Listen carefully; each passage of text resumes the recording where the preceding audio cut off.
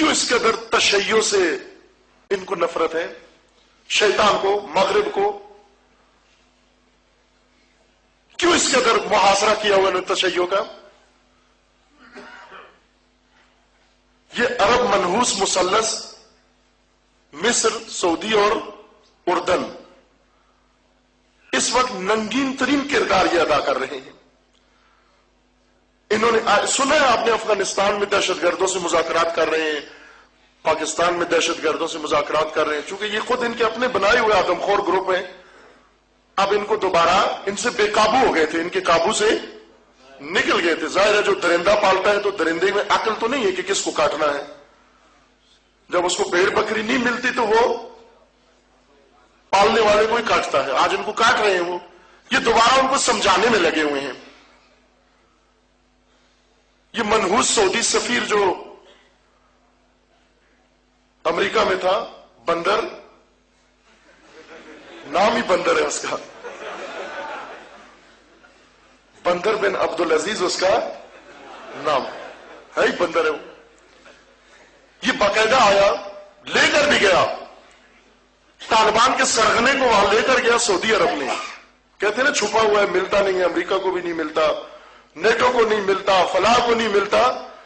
انہوں نے لے جا کر اس کو ریاض میں میٹنگ کی اس کے ساتھ، انہوں نے یہی جو نہیں ملتا ان کو کسی جگہ، باقاعدہ لے کر گئے اس کو، جا کر میٹنگ کی۔ بعض پاکستانی بھی اس کے اندر شامل تھے، دلال پاکستانی۔ امریکی ایجنسیز تھیں، برطانوی اور افغانی حکومت کے نمائندے سعودی، انہوں نے مل کر، یہ 2 مہینے پہلے کی بات ہے، بہت پرانی بات نہیں کر رہا ہوں، وہاں جا کر انہوں نے باقاعدہ ان سے میٹنگ کی اور کہا کہ تم مغرب کے خلاف، نیٹو کے خلاف، امریکہ کے خلاف جنگ بندی کرو۔ دیکھا ہوگا آپ نے، سنا ہوگا خبروں میں کہ کرزئی نے ان کو آفر کی کہ آپ آ جاؤ، ہم معافی کا اعلان کرتے ہیں۔ ایک پیکج انہوں نے دیا، ایک پیکج انہوں نے دیا۔ انہوں نے کہا معافی دیں گے، انہوں نے کہا نہیں، معافی سے زیادہ چیز ہمیں چاہیے۔ اور یہ کہا کہ جتنے دہشت گرد ہیں یہ سارے افغان فوج میں باقاعدہ شامل ہو جائیں رسمی طور پر، اور ان کے جو کمانڈر ہیں وہ فوج کے کمانڈر ہو جائیں، ان کے سپاہی فوج کے سپاہی ہو جائیں۔ اس طرح کے مذاکرات ہو رہے ہیں۔ یہ بندر آیا ادھر پاکستان میں، پہلے آیا، پھر افغانستان گیا، اس نے جا کر باقاعدہ میٹنگیں کی بعض ایجنسیز کی موجودگی میں۔ یہ بہت پرانی بات نہیں ہے، چند مہینے پہلے کی بات ہے۔ آ کر اس نے تمام دہشت گردوں، بڑے بڑے سب سے جتنے بھی نام مشہور ہیں، کہ اب میں ان پلیتوں کے نام اس مقدس ممبر پر لینا نہیں چاہتا، نام واضح ہے آپ کو جو روز میڈیا میں آتے ہیں۔ یہ بڑے بڑے آدم خور، ان سب سے ملاقات کی اس نے، اور ملاقات کر کے انہوں نے قانے کرنا چاہا۔ توجہ فرمائیں، اس نے کو قانے کیا۔ اس نے کہا کہ آپ کے ساتھ زیادتیاں ہوئی ہیں، انہوں نے گلے شکوے کیے آدم خوروں نے کہ تم نے ہمیں ساتھ زیادتیاں کی ہیں، یہ کیا وہ کیا۔ انہوں نے کہا کہ ہم ساری زیادتیوں کی تلافی کرتے ہیں، آپ جتنے محاذ تم نے کھولے ہوئے ہیں یہ سارے محاذ بند کرو۔ نیٹو، سب سے پہلے نیٹو کے خلاف محاذ بند کرو، افغان حکومت کے خلاف محاذ بند کرو، پاکستان حکومت کے خلاف محاذ بند کرو، امریکہ اور مغرب کے خلاف محاذ بند کرو، سارے محاذ بند کرو۔ انہوں نے کہا کہ ہم تو بیکار ہو جائیں گے اگر سارے محاذ بند کر دیں۔ انہوں نے کہا ایک محاذ ہے جو اس وقت بہت اہم ہے، بہت ضروری ہے، اور وہ کون سا محاذ ہے؟ یہ توجہ فرمائیں، کہا وہ تشیع کا محاذ ہے، ایران کا محاذ ہے۔ سب مل کر ایران کا محاصرہ کرو کہ اس وقت سب سے بڑا خطرہ ہمارے لیے تشیع ہے، ابھرتا ہوا تشیع۔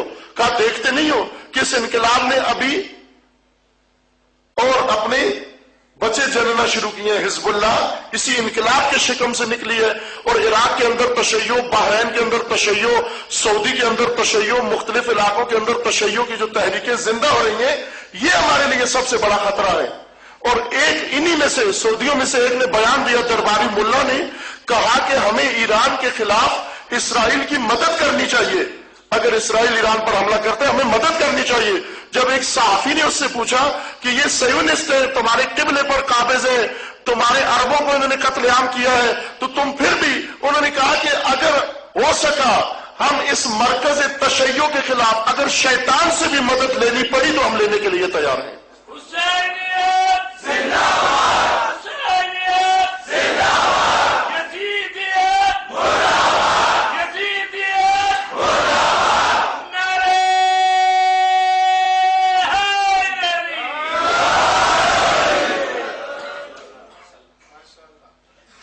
واضح اخباروں میں بیان آیا ہے، پروف موجود ہے اس کا.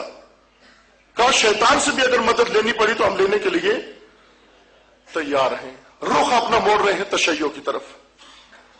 کیوں تشیع کے اتنے کینہ توز دشمن بن گئے ہیں؟ سوال. آخر تشیع تو پوری تاریخ میں تھا اور ہمیشہ سے یہ دشمن تھے، لیکن آج یہ دشمنی ابھر کر یہ نام نہاد امریکی موہے عرب حکمران اور پوری دنیا میں ان کے موہے دہشت گرد تنظیمیں اور نیٹو اور مغربی حکومتیں سب مل کر کیوں آج ہاتھ دھو کے تشیع کے پیچھے پڑ گئے؟ عزیزان کیوں تشیع کے پیچھے پڑے ہیں؟ اس لیے کہ تشیع نے وہ کام کیا ہے جس سے ان کی صدیوں کی ساری محنت پر پانی پھیر دیا ہے. کیا کیا تشیع نے؟ تشیع نے امت مسلمہ کی کھوئی ہوئی حیثیت امت مسلمہ کو لوٹا دی ہے. تشیع نے کیا کیا کہ ایک دفعہ پھر عرب و عجم کو ملا کر مسلمان قرار دیا، امت مسلمہ کا نام اور ٹائٹل ان کو دے دیا. یعنی کیا کیا امام خمینی نے؟ امام خمینی نے اس نئے کو نیستان میں واپس لوٹا دیا. اب بوکھلا رہے ہیں. یہ تشیع لبنان کے اندر تھا، اسلام تھا، مسلمان تھے. آپ ذرا غور کرو 20 سال پہلے کا تشیع لبنان کے اندر کیا تھا؟ یہی جوان فلنجسٹ آرمی کے مزدور تھے، کرائے کے لڑنے والے ہوتے تھے. شیعہ کرائے پہ لڑتے تھے. جب ایک قوم کی ہویت نہ ہو، شناخت نہ ہو، تشخص نہ ہو، وہ فرعونوں کے مزدور بن جاتے ہیں. جب ایک قوم سے اس کی اساس چھین لی جائے، اس کو اپنے اساس سے ہٹا دیا جائے، یا وہ جا کر مغرب میں برتن مانجتے ہیں، وہ جھاڑو دیتے ہیں، ان کی خدمت کرتے ہیں، یا پھر کسی کے لیے مزدوری پہ کرائے پہ لڑتے ہیں. لبنان میں یہی کچھ ہو رہا تھا. مسلمان شیعہ لبنان کے فلنجسٹ آرمی کے اندر باقاعدہ کرائے پر انہوں نے فورس بنائی تھی، لڑتے شیعہ تھے، کرائے پہ لڑتے تھے. لیکن آپ نے دیکھا کہ وہی شیعہ آج پورے جہان اسلام کی عزت کا تاج بنے ہوئے ہیں، آبرو بنے ہوئے ہیں. کس چیز نے ان کو لوٹایا؟ یہ وہی نئے تھی جس کو نیستان سے توڑ کر پہلے سرگردان کر دیا تھا، لیکن امام خمینی نے اس کو لوٹا دیا دوبارہ نیستان میں. امت مسلمہ کا نیستان کون سا ہے عزیزان؟ امت مسلمہ کا نیستان اسلام ہے، امت محمدی ہے. یہ بکھرے ہوئے دانے یہ ایک دفعہ دوبارہ اس نیستان میں لوٹ کر آ جائے تو جس طرح حزب اللہ کے ہاتھوں اسرائیل کی ناک خاک میں رگڑی گئی، اسی طرح شیطان بزرگ کی ناک بھی خاک میں رگڑی جائے گی.